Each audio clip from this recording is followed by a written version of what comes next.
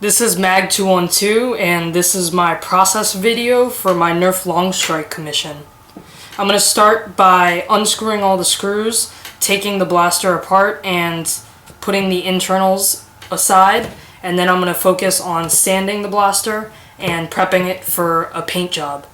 Before you start to disassemble the Longstrike, you're going to need to take the bolt handle out, and a good way to do that is to take the back of a hammer, stick it underneath, and once you have it underneath, you can pry it off like that, and this should come off, and you can now remove your bolt. So now I've taken out all of the screws in the Longstrike shell and the Longstrike barrel, and I put them in a little bag. For the Longstrike, you don't have to unscrew the screws in the stock quite yet to disassemble. You can just unscrew the screws in the main shell and take that off. And now you should be able to lift your stock out, and I'm going to be modifying it so that you can pull it in and out so it's not a permanent attachment. These are the internals. I'll take a look at these later and I'll modify them. But this is the Longstrike barrel. After you remove the 3 screws in this blue piece, the blue piece will come off, revealing more screws. After you unscrew those, that will come off. And to get the blue piece off here, there are 3 Phillips head screws located here, here, and here. Once you unscrew those, you should be able to take this blue plate off. But that's all for now, and I'll update you guys when I make more progress. I've taken out some of the mechanical locks in the Longstrike, so I've started to work on the stock. I've made it so that when you insert the stock, if you pull with a lot of force, you will be able to detach it. It's not too easy to detach it, but that's okay because you don't want it to fall out.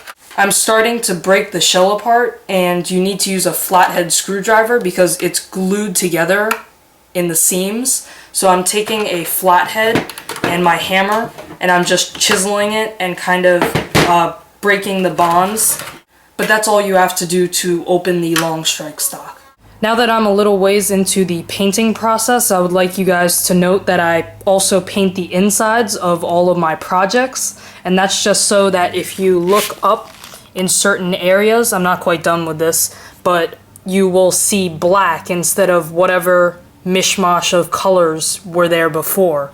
And it's also important because you get the inside part of the tactical rail piece, and sometimes paint doesn't always get that when you're painting the outside.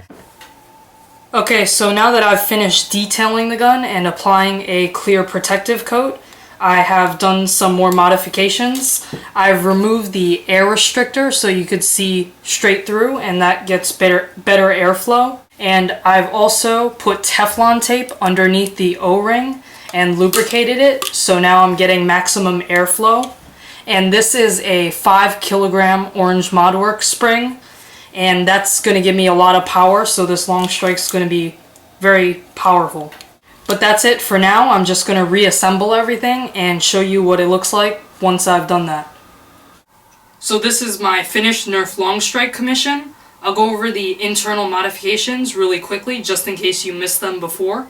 First off, I removed the air restrictor, put some Teflon tape underneath the O-ring to get a better air seal and more airflow, and I also added an orange Modworks replacement spring. In addition to that, I also padded the priming handle with some foam, and this is not locked in yet because I'm going to ship it, and I don't want to have to take it out and risk damaging the paint.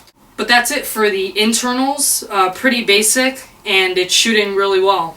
So now I'll go over the paints. The base coat for this commission was a Rust-Oleum satin black spray paint. And then I did little brush details in blue with Citadel Lothern Blue. Overall, I think the paints turned out really nice, and I like the color combination. Since this was a commission, I was told exactly how to paint it, with what colors and everything. And the commissioner requested that I leave an orange tip and paint just about everything else. That led me to painting things that I usually wouldn't paint, like the jam door and the trigger magazine release. But I think it looks better in a way because you don't have as many conflicting colors. So that's it for everything on the Longstrike. So now I'll show you a firing demo and some chronograph readings.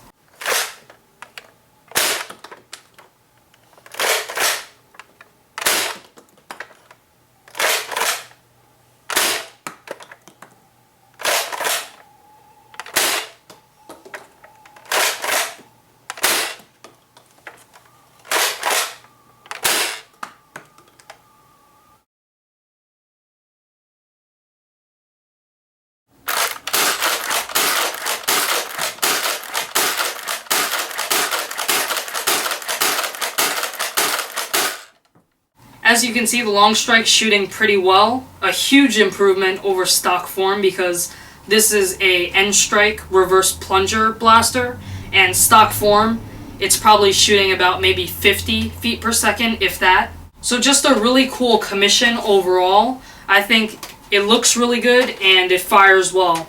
So that's all I have to say on my Longstrike commission. Once again, if you enjoyed the video, feel free to comment, like, or subscribe. But that's the end of my video. Thanks for watching.